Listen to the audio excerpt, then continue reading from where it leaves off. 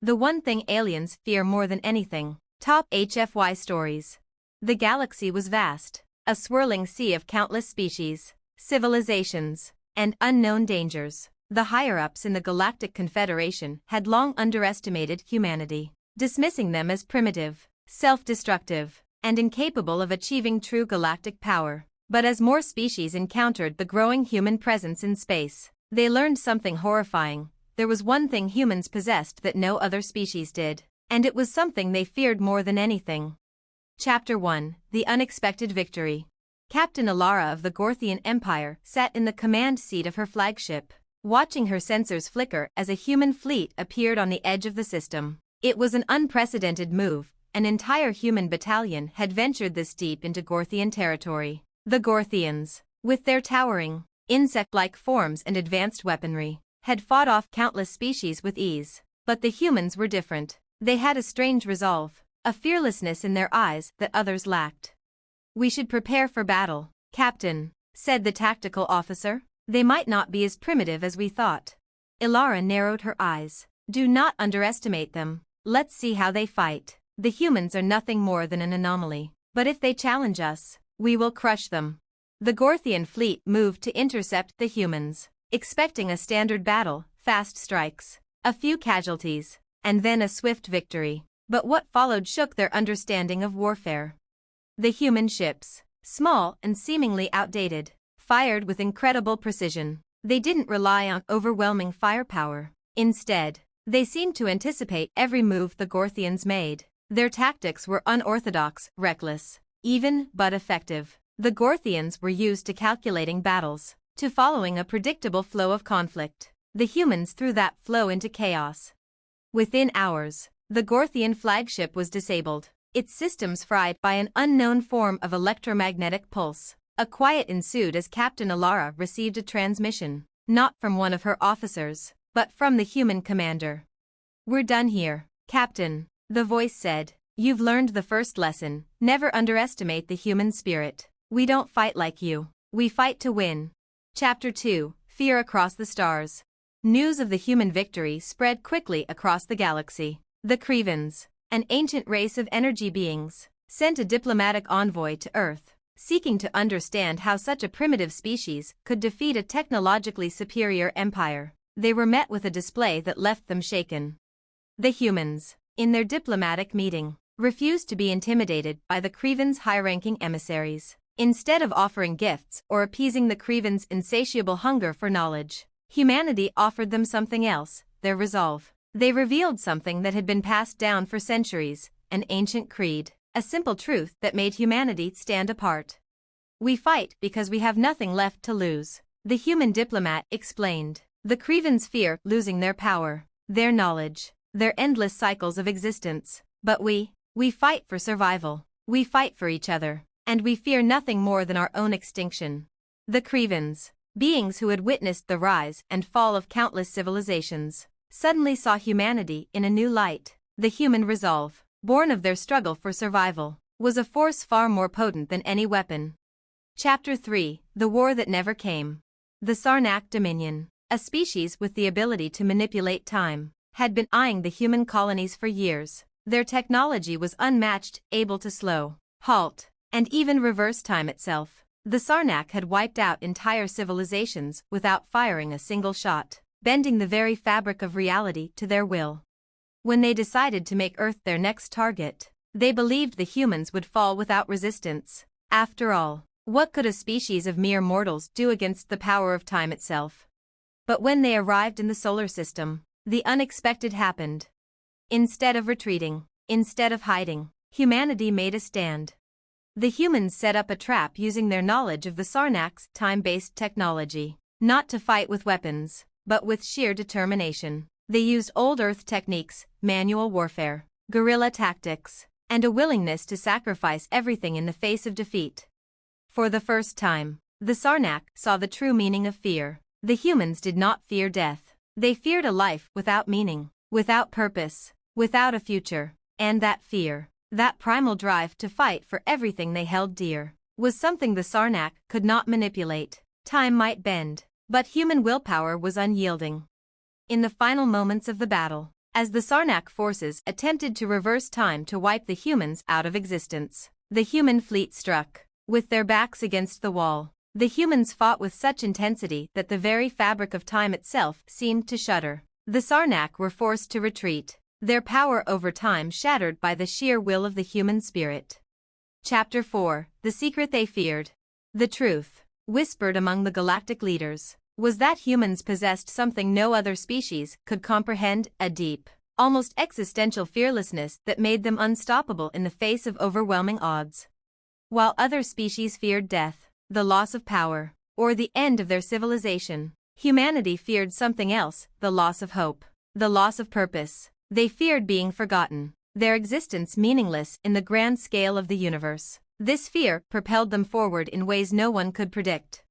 And it was this relentless drive, this refusal to give in, that made them the most terrifying species in the galaxy. To the alien empires, it became clear, no matter how powerful, no matter how advanced, the one thing they feared more than anything was the one thing humanity had in abundance.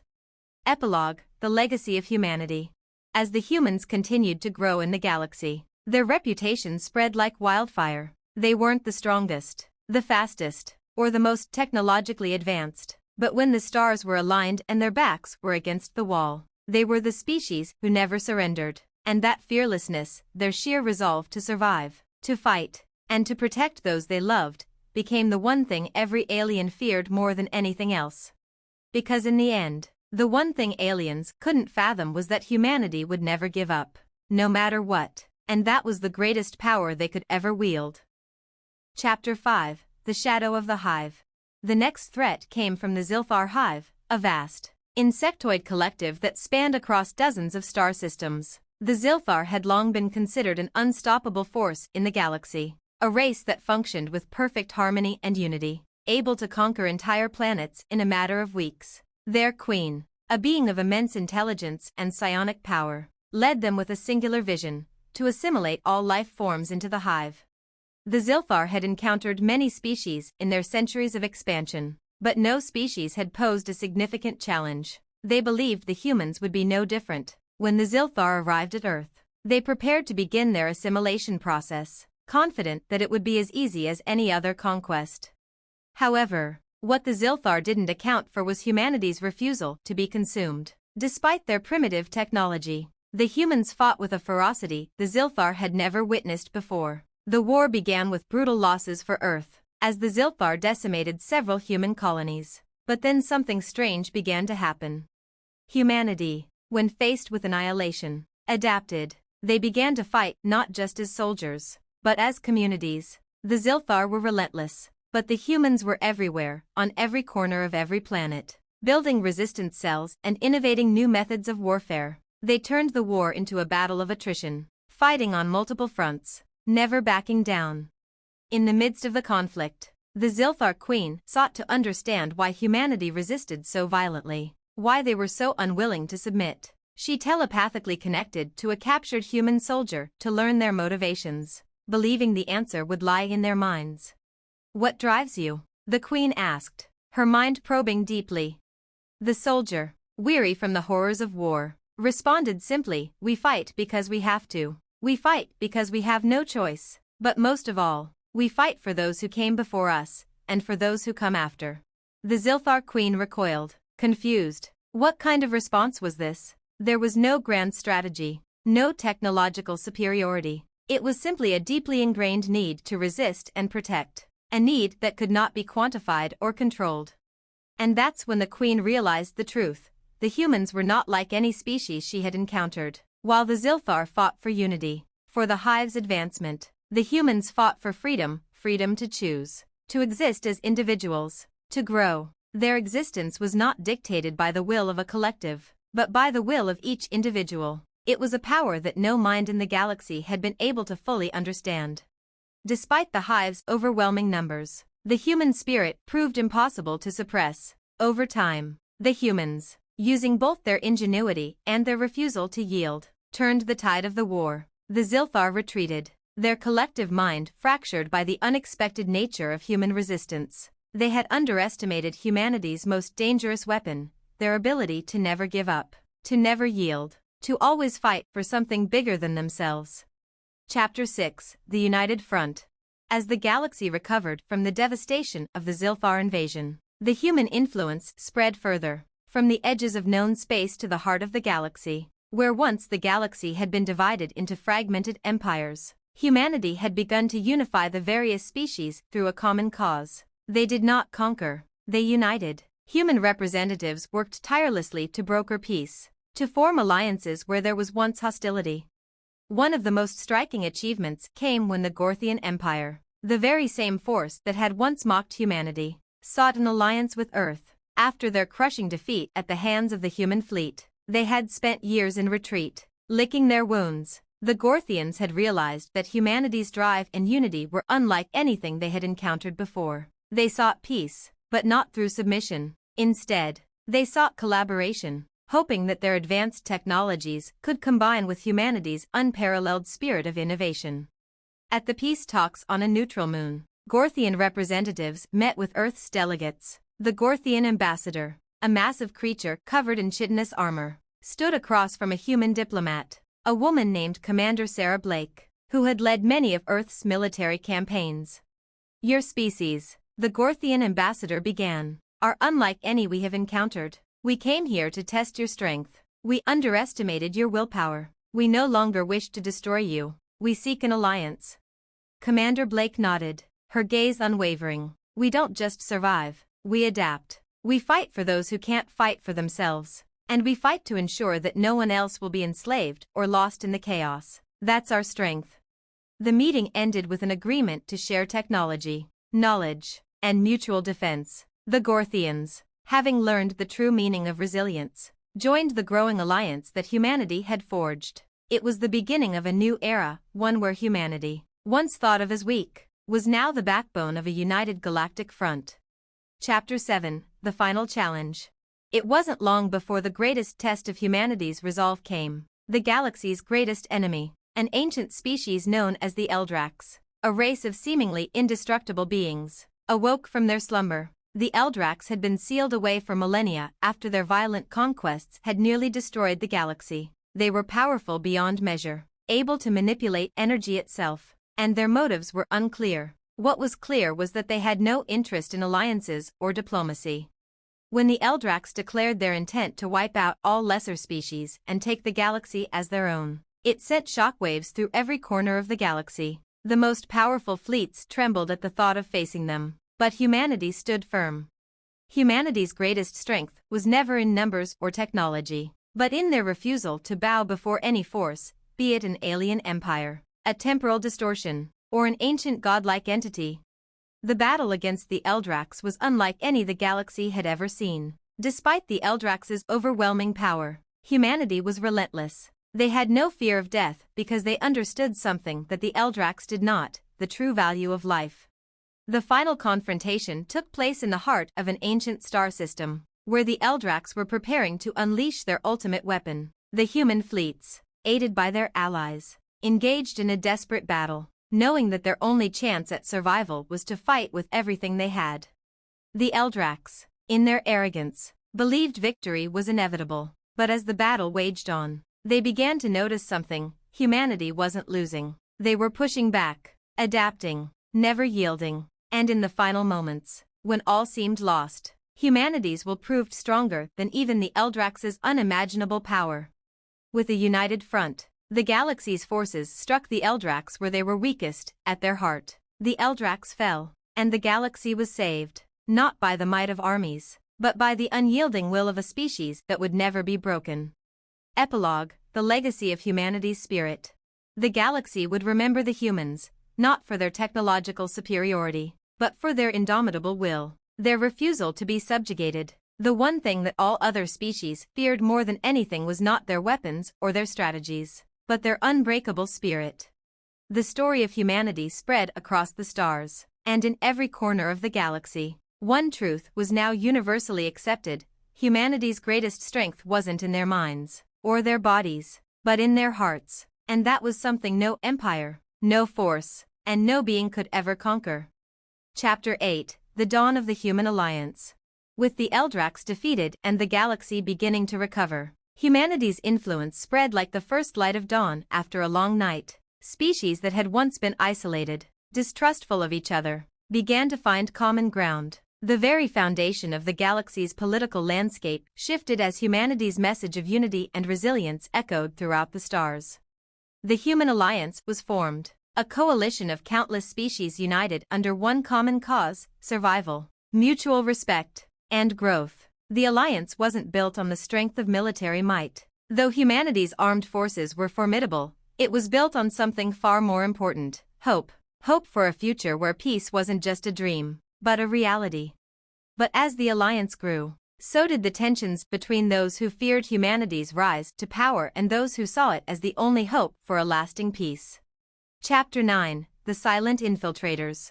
Not everyone was pleased with the new order. A shadowy faction, operating in the background, began to quietly sabotage the new human-led alliances. The Reshkar Collective, an ancient race of stealthy, shape-shifting infiltrators, had long lived in the darkness, manipulating events from the shadows. They had survived by remaining hidden, unnoticed, until the Human Alliance began to encroach on their quiet existence.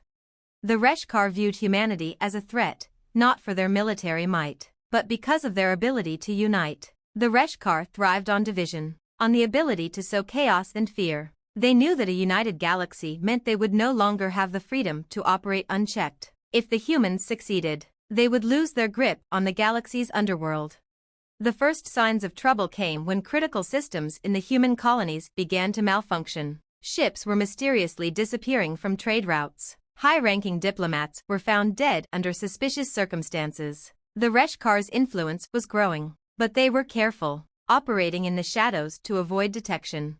It wasn't until a group of human intelligence operatives, known as the Guardians, uncovered the truth. Led by Commander Blake herself, they had been tracking the strange disappearances and sabotage attempts. It didn't take long to identify the Reshkar's signature: their ability to blend into society, their tendency to strike when the galaxy's back was turned.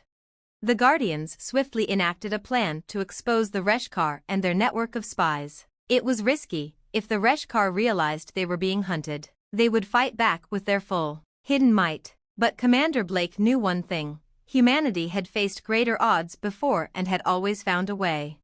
In a daring raid on a Reshkar stronghold deep within a forgotten asteroid field, the Guardians uncovered something even more disturbing: evidence of a grand plot. The Reshkar weren't just trying to destabilize the Alliance, they were planning to ignite a galactic war. A war that would fracture humanity's newfound peace and destroy the fragile unity that had been built. Their endgame was chaos, and in chaos, the Reshkar thrived. Commander Blake immediately contacted the leaders of the Human Alliance, urging them to move quickly. But the Alliance was divided. There were factions within it that still questioned humanity's role as the unifying force. Would the galaxy rally behind humanity once more, or would they collapse under the weight of distrust and fear? Chapter 10: The Final Betrayal. The tension finally reached its breaking point when the Reshkar's final move was set into motion. They had infiltrated the highest levels of the Human Alliance, including key ambassadors and military leaders. The time for subtlety was over. They would strike directly at the heart of the Alliance. On the eve of a major peace summit, where the future of the galaxy was to be decided, the Reshkar revealed their true intentions. They sabotaged the summit with a devastating surprise attack, detonating a series of explosive devices in the heart of the capital city where the summit was taking place. Chaos erupted as political leaders and civilians alike scrambled for safety. But the Reshkar made one critical mistake: they underestimated humanity's ability to fight back, especially when they were cornered. The bombings were designed to divide and weaken the resolve of the Human Alliance. But instead, they ignited something deeper. It ignited the anger and the will to survive. Commander Blake, leading her team of elite soldiers, moved quickly to counterattack. The Reshkar had thought they had planned everything perfectly, but they had failed to account for the one thing that made humanity different from every other species. When pushed to the brink, they would fight with everything they had. The battle that followed was one of the most brutal the galaxy had ever seen. Humanity's allies, once hesitant and fragmented, now rallied behind them, not out of obligation, but because they saw something in the human spirit they had never seen before: the same relentless resolve that had turned the tide against the Eldraks. the same unity that had shattered the power of the hive. The Reshkar were finally exposed for what they were, cowards hiding in the shadows, preying on division and fear. Their plot was stopped, but not without great sacrifice. Many lives were lost, and the galaxy had once again been pushed to the brink of war. But humanity, through their unwavering spirit, had saved the day. Chapter 11: The Galactic Renaissance. The defeat of the Reshkar marked a turning point. The galaxy, weary from years of war and uncertainty, began to heal. Humanity's victory wasn't just a military one, it was a victory for the values they had fought so hard to protect: unity, hope, and the belief that no matter the odds, they could overcome anything. In the aftermath, Commander Blake addressed the galaxy, standing before representatives of every species in the human alliance. Together, she said, we've proven that no one species is superior, but when we stand together, united in purpose and spirit, we are unstoppable. Humanity was once thought to be weak, but we've shown the galaxy what we truly stand for: not just survival, but hope; not just power, but peace. And that is a legacy that no one, no enemy, can ever take from us. The galaxy, for the first time in eons, saw a future of peace and collaboration, with humanity at its heart. The wars were over, the alliances were strong, the galaxy had been forever changed. And humanity? They had proved, beyond a shadow of a doubt, that the one thing more powerful than any weapon, any empire, or any alien force was the human spirit, and that was a power that would echo across the stars for generations to come. Epilogue: A New Horizon. As the years passed, humanity's place in the galaxy was secure, the human alliance flourished, and with it, a new era of exploration and discovery. The galaxy, once fractured by war and division, was now united in a way that had never been possible before. Humanity continued to grow, always remembering what had made them strong: their unyielding will to survive, to protect, and to fight for the future. And as they ventured further into the unknown, one thing was certain: nothing could stop them now. Chapter 12: The Guardians of the Unknown. As the human alliance flourished, there was still one frontier that had remained largely unexplored: the vast and mysterious regions of space beyond the known galaxy. The outer reaches were filled with uncharted worlds, strange anomalies, and ancient, forgotten civilizations that held secrets that could either advance the galaxy or threaten its existence. The human alliance, while focused on peace and unity, knew they couldn't rest on their laurels. The galaxy was still an unpredictable place, filled with both opportunity and danger. Humanity's resolve was their greatest strength, but it would need to be tested once again. And this time, the challenge came not from a known enemy, but from the very fabric of space itself. In the spirit of exploration and safeguarding the future, the Galactic Council voted to form an elite group, the Guardians of the Unknown. Their mission was simple yet monumental: explore the unexplored, chart the uncharted, and protect the galaxy from threats that lurked in the deepest corners of space. Commander Sarah Blake, now an iconic figure in galactic history, was called upon to lead this new group. Though her days of frontline combat were behind her, her expertise and unshakable leadership made her the perfect candidate. Her team would consist of the finest soldiers, scientists, engineers, and diplomats from across the galaxy, all united under one cause: ensuring the galaxy's future was one of discovery, not destruction. The Guardians were tasked with venturing beyond the known galaxy, where no one had dared to go since the time of the ancient Eldrax. Their first mission was to investigate a series of mysterious signals coming from a sector of space that had long been avoided. It was a region marked by strange energy pulses and anomalies, space that seemed to distort time itself. Few had entered and returned, and those who did were left with strange stories of encounters with ancient entities and inexplicable phenomena. Chapter 13: The Signal. The Guardian Fleet, under Commander Blake's leadership, set off on their first mission, a journey to the Shroud Nebula, a dark and unpredictable region of space where the fabric of reality itself seemed to bend. Their objective was to investigate an ancient signal that had been detected, one that seemed to be emanating from the heart of the nebula. The signal was faint, almost like a whisper across the void, but it was persistent, and it carried a pattern unlike anything the galaxy had ever seen.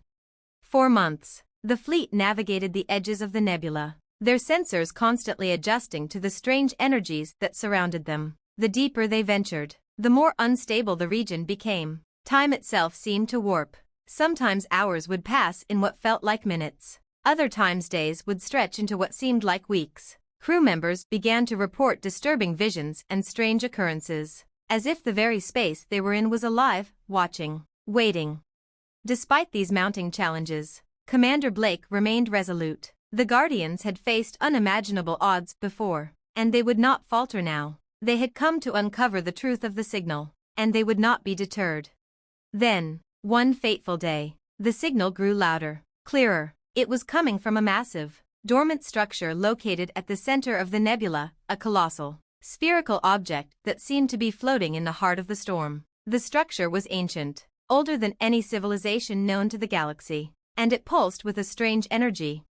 Blake and her team docked on the structure, and they entered its dark, empty halls. The air was thick with an eerie silence, broken only by the sound of their footsteps echoing off the metal floors. The Guardians explored the mysterious interior, their every sense on high alert. What they found inside was beyond anything they could have anticipated. Chapter 14, The First Contact. In the heart of the structure, they discovered a vast, circular chamber, its walls covered in strange symbols and glowing patterns. In the center of the chamber, a massive object floated in suspended animation, a figure, humanoid in shape but entirely composed of a shimmering, translucent material. It radiated an energy that felt both alien and ancient, as if it had been waiting for them. As the Guardians approached, the figure stirred. For a moment, the team was paralyzed, unsure of what to do. Then, the figure's eyes opened, eyes that seemed to shimmer with the light of 1,000 stars. "You have come," the figure spoke, its voice not through sound, but directly into their minds, resonating with a power that transcended language. "I have been waiting for your arrival." The room seemed to hum with energy, and the Guardian team felt an overwhelming presence, as if the very structure of the universe was speaking to them. The figure's form flickered, and the symbols on the walls shifted, revealing images of stars, galaxies, and ancient civilizations, some familiar, others completely foreign. "We are the Celestians, the keepers of knowledge," the figure continued. "You, humans, have come to us at a crucial time. You are at the dawn of a new age, an age that will determine the future of your galaxy." Blake stepped forward, her team standing by. "Who are you? What is this place?" The Celestian's form pulsed with a soft, rhythmic glow. "This is a place of remembrance, a relic of a civilization that once spanned the stars. We are the Watchers, the guardians of the galaxy's ancient history. But now, the galaxy is entering a time of great peril. Forces are gathering, forces that seek to plunge everything into chaos. You, humans, are the key to this galaxy's survival. You must protect what remains of the old knowledge, and preserve it for the future." Blake felt a chill as the weight of the Celestian's words sank in. "What kind of forces are we talking about?" The Celestian's gaze darkened. "The Eclipsers, a race from beyond your galaxy, are awakening. They seek to control the energy that binds the galaxy together. Their power is immense, but their presence is hidden. They are masters of manipulation, of shadow. They have been waiting for a time like this, when the galaxy would be divided, when hope would be at its lowest. They will strike when you least expect it." Blake clenched her fists. "And what do you want us to do?" "You must prepare. The knowledge you seek is here, in this place. You must awaken it. The galaxy's future lies in your hands, and the strength of your resolve will decide whether it survives or falls into darkness." The Guardians spent weeks within the Celestian structure, learning ancient technologies, deciphering long-lost wisdom, and uncovering the secrets of the galaxy's origins. With each passing day, Blake felt the weight of the Celestian's prophecy grow heavier on her shoulders. Chapter 15, The Return. When the Guardians finally returned to the galaxy, they were changed. The knowledge they had uncovered, the secrets of the Eclipsers, the ancient technologies, the forgotten histories of the Celestians, gave them the tools they would need to face the coming storm. They knew the Eclipsers were close, and that their time was running out. Commander Blake called for a summit of the Human Alliance and its allies. The message was clear: the galaxy was about to face its greatest challenge, and humanity would be the one to lead the charge. The Guardians of the Unknown would be the first line of defense, but they would need every ally, every species, and every ounce of strength they could muster. The galaxy stood at the precipice of a new era, one of uncertainty, but also of hope. Humanity had proven that they could overcome any obstacle. And now, as the shadows of the Eclipsers loomed, they would face their greatest test yet.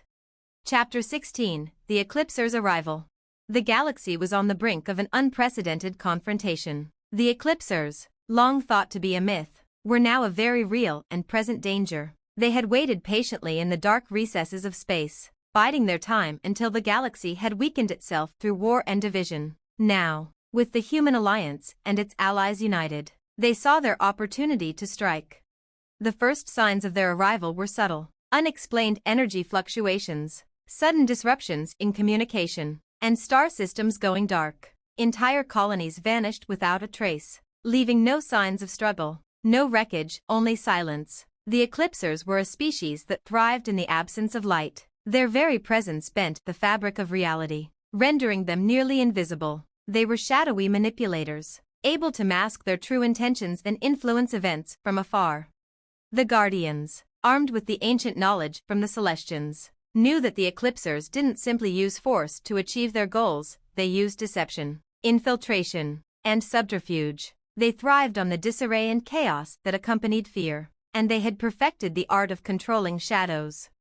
Commander Blake and her team had no illusions about the scale of the threat they faced. This wasn't a war that could be won with sheer strength. The galaxy had to be outwitted, outmaneuvered, and most importantly, united in the face of a threat that sought to turn them against one another. But humanity had always been at its best when backed into a corner. Now, the galaxy had no choice but to stand together or fall apart. Chapter 17, The Hidden War. The first full-scale battle against the Eclipsers took place at the edge of the Virgon Expanse, a region of space known for its turbulent gravitational fields. The Eclipsers had chosen this location because it offered the perfect environment for their unique abilities, distorting light and bending space. It was here that the galaxy would meet them head-on. Commander Blake's fleet, bolstered by the combined forces of the Human Alliance and their allies, engaged the Eclipsers in what would come to be known as the Battle of the Shadow's Edge. The enemy fleets, like phantoms, seemed to phase in and out of existence, their ships shifting in and out of visibility as they attacked from every direction. Their weapons were unlike anything the galaxy had ever seen, energy beams that warped time and space itself, causing whole sections of ships to age decades in the blink of an eye, or explode in bursts of temporal energy. 4 hours, the battle raged, with both sides taking heavy losses. But it wasn't just a fight of firepower. It was a fight for control over the very fabric of space itself. The Eclipsers had set traps, manipulating the very star systems around them to create false signals, decoys, and misdirections. It was a war of perception, where nothing was ever what it seemed.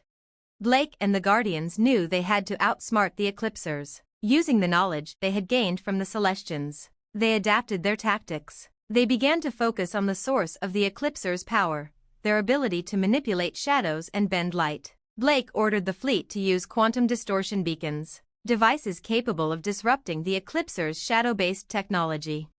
It wasn't easy. The Eclipsers were adaptive, and for every move humanity made, they countered. But humanity, for all its weaknesses, had one thing the Eclipsers didn't: creativity. The human mind was capable of thinking in ways that no alien race could anticipate. With the quantum distortion beacons in place, humanity began to fight back, disrupting the Eclipsers' ability to stay hidden. The battle began to shift.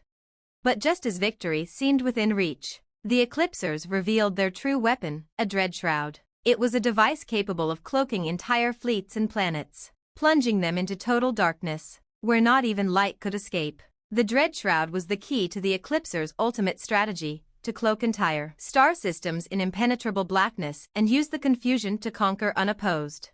With the dread shroud activated, the battlefield fell into chaos. The fleets could no longer see their enemies. No comms, no radar, no visual sensors. It was like fighting in a void, where everything and everyone was lost in a sea of black. Chapter 18, The Heart of the Darkness. In the midst of the chaos, Blake knew they had only one chance left. The dread shroud had to be destroyed, or the entire galaxy would be plunged into an age of eternal night. But getting to the heart of the Eclipsers' power, the dread shroud, was no easy task. Blake knew that this would be a suicide mission, but it was one she had no choice but to undertake. She gathered her most trusted lieutenants and proposed a daring plan. They would infiltrate the Eclipser's flagship, the Dark Wraith, the command ship that held the Dreadshroud's power source. If they could disable it, they could turn the tide of the war. It was a high-risk mission, but Blake had no doubt that humanity's will to survive would guide them through the darkness. The team, led by Blake herself, boarded a stealth ship and infiltrated the Dark Wraith under the cover of the Dreadshroud's cloak. As they made their way through the enemy vessel, they encountered the true horror of the Eclipsers, their unnatural ability to manipulate minds, to twist perceptions, and to create illusions that threatened to tear the very fabric of their reality apart. The team fought through hallucinations, battled corrupted Eclipser forces, and pushed forward, knowing that their success or failure would determine the fate of the galaxy. Blake's team finally reached the core of the Dark Wraith, where the Dreadshroud's power source was located, an ancient artifact that resonated with an energy older than the galaxy itself. Blake and her team set the charges, but as they did, a chilling voice echoed through their minds. "You cannot escape the darkness," the Eclipser leader whispered in unison with the minds of every soldier aboard the ship. "The light is a fleeting illusion. Surrender to the shadows, and you will see the truth of your existence." Blake, undeterred, activated the charges. "No," she said, "we fight because we choose the light. We choose to survive." With a deafening roar, the Dreadshroud was destroyed, and the Dark Wraith erupted in a cataclysmic explosion. The Eclipser's cloaking field shattered, and their fleets were finally visible to the human and allied forces. The tide of battle turned, and the Eclipsers were forced to retreat. Chapter 19, The Last Light. With the Dreadshroud destroyed, the galaxy was saved from the Eclipser's shadowy grip.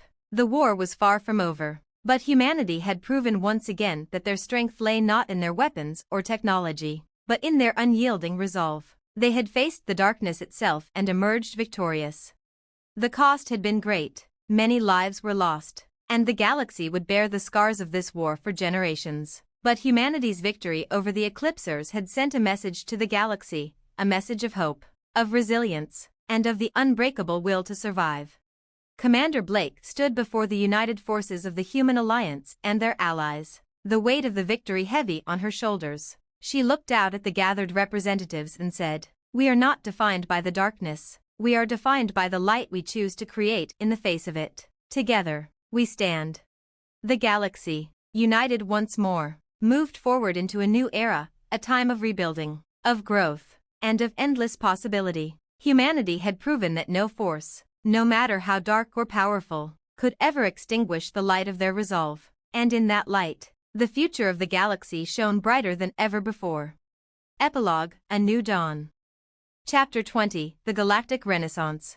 After the defeat of the Eclipsers, the galaxy entered an era of unprecedented peace and prosperity. The scars of war were still fresh, but the bond formed through the struggle against the shadowy threat of the Eclipsers brought the galaxy's various civilizations together in a new and enduring alliance. The Human Alliance had proven itself not just as a military power, but as a symbol of hope, unity, and resilience.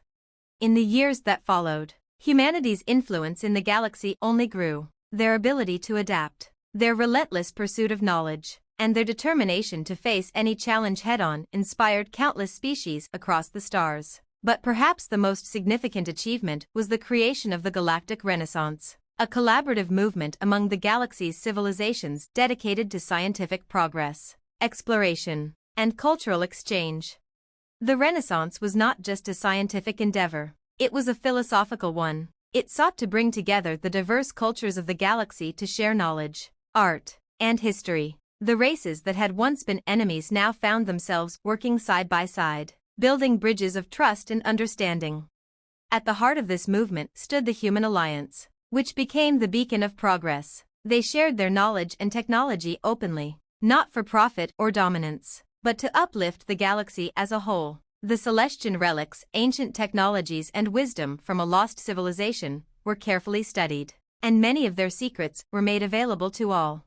Humanity's military capabilities, once feared, became a force for peace and stability. With the threat of the Eclipsers vanquished, the vast fleets that had once been forged for war were now repurposed for peaceful endeavors, scientific exploration, humanitarian missions, and planetary defense. The Guardians of the Unknown, the elite group that had saved the galaxy, now worked in collaboration with scientists, diplomats, and explorers to venture into the farthest reaches of the cosmos.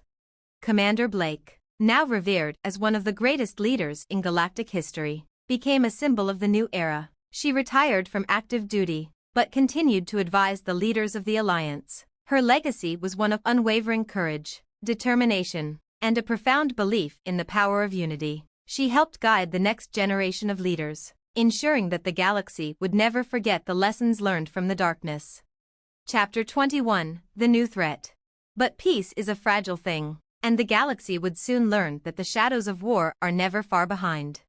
In the farthest reaches of the galaxy, in a distant sector beyond even the borders of the known universe, a new threat began to stir. A race of beings known as the Vorath had long been hidden from galactic eyes. They were older than the Eclipsers, older even than the Celestians, and their power far surpassed anything humanity had ever encountered. The Vorath were a race of immense intellect and power, capable of manipulating the very fabric of space-time. They were ancient architects of reality itself, and they had watched with interest as the galaxy slowly united under the banner of the human alliance. But the Vorath were not interested in peace or coexistence. They were driven by a singular, chilling purpose, to reshape the galaxy in their image. Unlike the Eclipsers, who thrived on shadows and manipulation, the Vorath were masters of absolute control. They believed in a singular, rigid vision of order, where every race, every species, would serve a purpose in their grand design. In their eyes, freedom was chaos, and chaos must be eradicated for the greater good of the universe. The Vorath had already begun their efforts in secret, subtly manipulating key figures in the galaxy's leadership, creating fractures within the human alliance and its allies. Their influence was like a quiet virus, spreading unnoticed until it was too late. Chapter 22, The Hidden War returns. It was not long before the first signs of the Vorath's presence became evident. The galaxy began to experience a series of unexplainable disruptions. Entire fleets vanished, as if consumed by some unknown force. Important leaders were mysteriously replaced by seemingly ordinary individuals, their actions following an odd, unexplainable logic. The once harmonious relationships within the human alliance began to fray, as old tensions resurfaced.